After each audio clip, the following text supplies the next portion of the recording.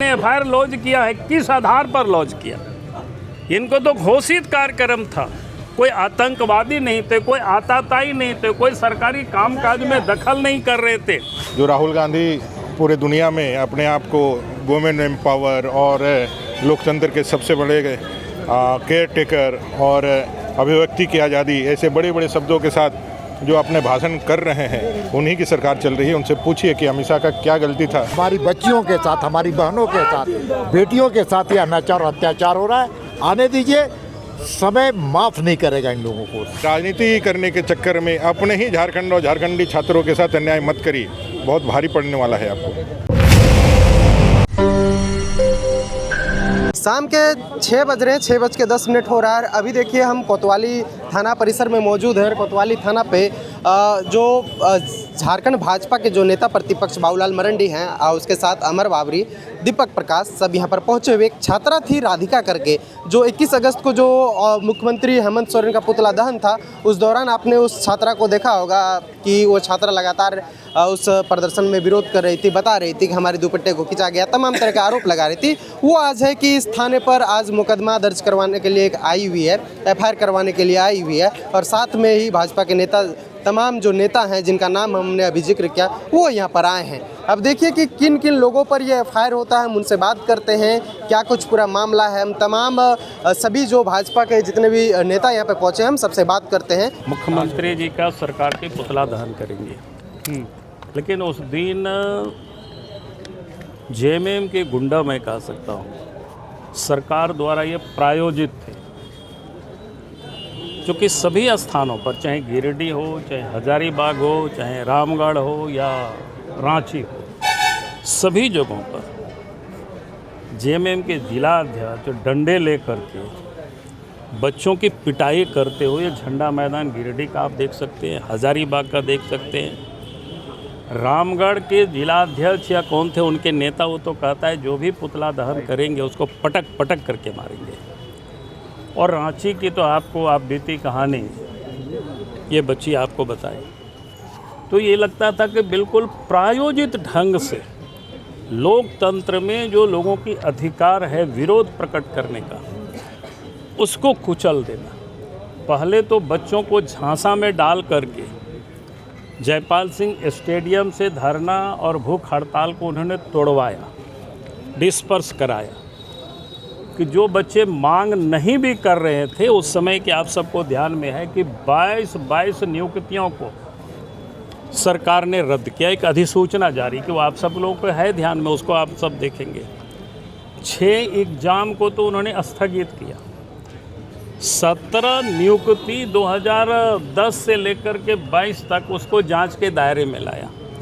बच्चों को लगा कि शायद सरकार हमारे आवाज़ को ठीक से सुना है, लेकिन वास्तव में हेमंत सोरेन जी बड़ी चालाकी से, बड़ी चौतराई से, क्योंकि उस दिन भी मैंने मीडिया को कहा था, उस दिन भी मैंने एक्स पोस्ट पर भी मैंने डाला था, जिस प्रकार से सरकार ने जो निर्णय ली है, अधिसूचनाएं जारी की है, कोई भी कोर्ट जाएंगे तो तुरंत स्टे होगा, और हुआ भी वही।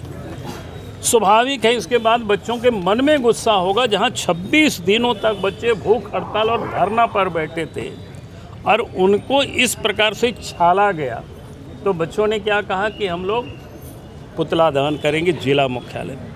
उसको भी हेमंत सोरेन की सरकार को बर्दाश्त नहीं हुआ, उसको भी लाठी डंडे से, और वो भी गुंडों के द्वारा।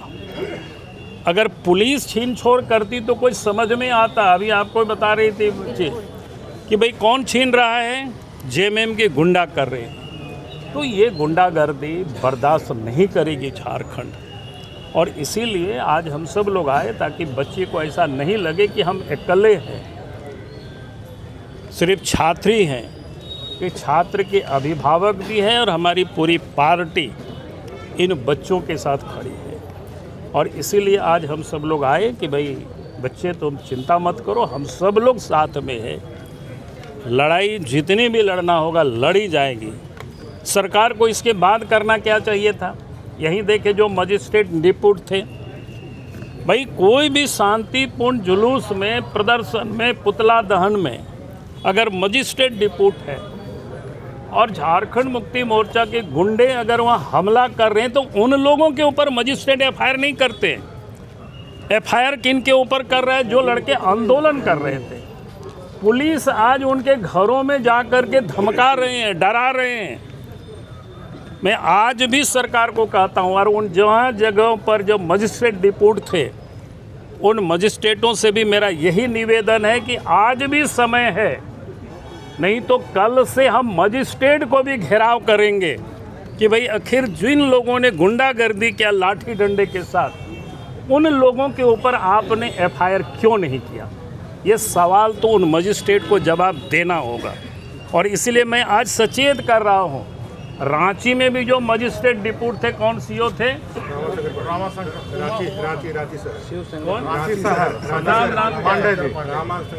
कोई पांडे जी यहाँ पर है, वो मजिस्ट्रेट अगर उन लोगों के ऊपर एफआईआर नहीं किया, सीओ है, तो कल हमारे भारतीय जनता पार्टी के कार्यकर्ता उनके दफ्तर में जा कर के हम लोग घेराव करेंगे और उनसे कहेंगे कि आप एफआईआर करिए उन गुंडों के ऊपर।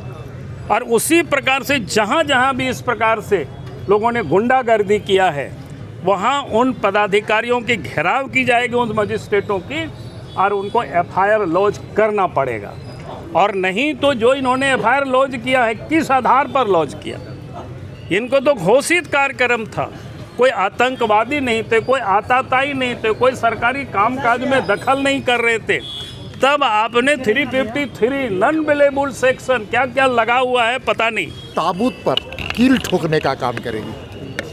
और हद तो तब है जब हमारी बच्चियों के साथ, हमारी बहनों के साथ, बेटियों के साथ यह अनाचार और अत्याचार हो रहा है। आने दीजिए, समय माफ़ नहीं करेगा इन लोगों को, इतिहास माफ़ नहीं करता है। देखिए, हम लोग छात्रों के साथ है, हर उस अन्याय के साथ है जो ये सरकार इस लोकतंत्र में अपने तानाशाही को स्थापित करना चाह रही है। अपने गुंडों के द्वारा, अपने कार्यकर्ता रूपी गुंडों के द्वारा लाठी डंडे लेकर के जिस तरह से कार्रवाइयाँ कर रही है, उसके खिलाफ हम लोग खड़े हैं छात्रों के साथ। आज छात्र डरे हुए हैं। 2 दिन के बाद उन लोगों ने आकर के अपना मुकदमा दर्ज कराया है और हम लोग आए हैं ये सुनिश्चित करने के लिए कि सरकार किसी प्रकार का इसमें गोलमाल ना करे। सर, अमीषा प्रसाद एक बच्ची है सर, उसको 2-3 घंटे थाने में बैठा के रखा गया है, बाकायदा उसके घर जा रहे सर, परिवार के बीच एक डरावना माहौल हो गया है सर। राहुल गांधी से पूछिए, राहुल गांधी से पूछिए। जो राहुल गांधी पूरे दुनिया में अपने आप को वुमेन एम्पावर और लोकतंत्र के सबसे बड़े केयर टेकर और अभिव्यक्ति की आज़ादी, ऐसे बड़े बड़े शब्दों के साथ जो अपने भाषण कर रहे हैं, उन्हीं की सरकार चल रही है। उनसे पूछिए कि अमीषा का क्या गलती था कि उनके पुलिस ने 7 घंटे उसको बैठा के रखा। ये सवाल उनसे पूछा जाए, झारखंड मुक्ति मोर्चा से पूछा जाए। ये सरकार डरा करके छात्रों के जायज़ मांगों को दबाना चाहती है, उसके हक अधिकार को लूटना चाहती है। जब उनसे पूछते हैं तो बोलता है ये आप लोगों के द्वारा प्रायोजित किया हुआ सब। आप देख लो ना, आप अच्छे से पूछोगे ना, उसकी बातें क्यों बोल रहे हो? छात्र आ रहे हैं, लड़ रहे हैं, और प्रायोजित का तो जंतर मंतर का पूरा प्रायोजन कांग्रेस का था, उसको एक्सेप्ट करना चाहिए। उनसे पूछिए, जो कांग्रेस पूरा एक्सेप्ट, महुआ मांझी वहाँ जा रही थी तो झारखंड मुक्ति मोर्चा प्रायोजित कर रहा था, वहाँ पे मुलायम सिंह यादव के बेटे अखिलेश यादव उसको प्रायोजित कर रहे थे। जेन्युइन मुद्दे हैं, मुद्दे के साथ खड़ा रहिए। ये राजनीति करने के चक्कर में अपने ही झारखंड और झारखंडी छात्रों के साथ अन्याय मत करिए, बहुत भारी पड़ने वाला है आपको।